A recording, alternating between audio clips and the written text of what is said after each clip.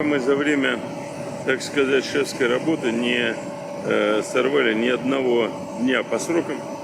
Регионы работают очень ответственно.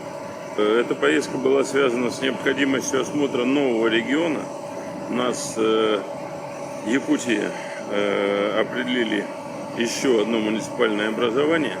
В Кировске они со своей задачей справились. Сейчас будут заниматься Докучаевском. Я хотел посмотреть фронт работ. Фронт работ широкий, более 60 объектов. Но я надеюсь, что якутяне проведут работы так же, как проводили до сих пор. То есть сроки качественно.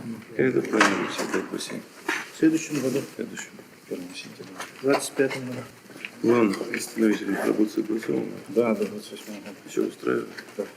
Вносим коррективы. Людей тоже все устраивает? Да. Тогда добре.